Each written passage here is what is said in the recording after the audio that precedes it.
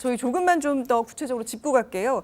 지금 박 전 대통령이 형 집행 정지를 선택한 이유가 뭘까요? 네, 이제 박근혜 전 대통령은 항소심 재판을 받고 있었던 그런 상황이었는데요. 구속영장이 만료가 되었습니다. 그래서 이 국정농단과 관련된 재판은 계속 중에 있지만 이 과거에 공천에 개입을 했다라는 부분에 대해서 2년형이 확정된 형이 있었는데 그 형을 바로 이제 어제 영영시부터 살게 된 겁니다. 그래서 이제 기결수 신분으로 바뀌다 보니까 이제 보석은 불가능한 상황이고 보석 대신에 형을 집행 정지해달라라고 이렇게 신청을 했고요. 형 집행 정지 신청서에 담긴 내용을 좀 살펴보니까 이 박근혜 전 대통령이 경추와 요추에 통증을 앓고 있었다라는 이런 이야기가 있었는데 거기에 대해서 뭐 불에 댄 것 같은 통증이 있다. 칼로 살을 베는 듯한 통증으로 인해서 제대로 잠을 못 잔다라고 이야기를 하면서 형을 집행을 정지해달라라고 신청을 하게 된 겁니다. 네, 일단 저희가 뉴스 좀 더 짚어보기 전에 이 뉴스 딱 접하셨을 때 어떤 느낌이셨는지 궁금해요. 되게 나오고 싶구나.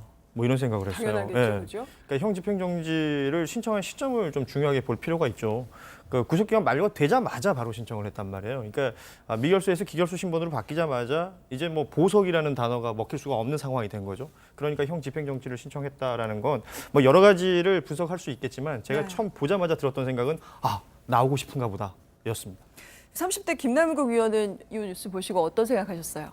저는 그 면목이 없지 않을까라는 그런 생각이 드는데요. 왜냐하면 사법 절차에 대해서는 일체에 응하지 않고 법정에 출석도 하지 않으면서 구치소는 나가고 싶다라고 이야기를 하는 것이 과연 일반적인 피고인이 할 수 있는 행동인지 이런 생각이 들었습니다. 네, 저도 비슷한 생각이 들었는데요. 참 염치가 없다라는 생각이 들었습니다. 국정농단까지 저지르고 탄핵당한 대통령이 국민 앞에 사죄해서 내가 감옥에서라도 죄를 인정하고 내가 잘 여기 살다가 나가야겠다 이런 생각이 아니라 바로 내가 이제 나가야겠다 기결수로 신분으로 전환된 다음에 나가야겠다라고 얘기하는 것은 참 국민에게 염치 없는 전 대통령이 아닐까 싶었습니다. 이게 국민 제가 얘기해도 됩니까?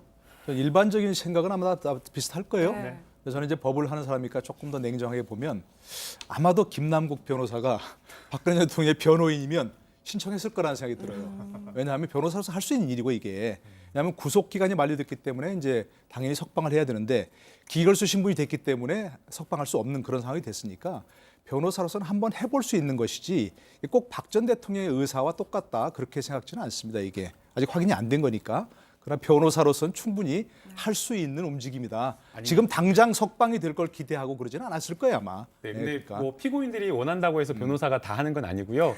이제 변호사는 할 수 있다는 네, 얘기죠. 변호사는 할 수 있지만 오히려 피고인이 이렇게 부정적인 것을 했을 때는 오히려 안 된다라고 설득하는 게 또 변호사 역할이기도 합니다.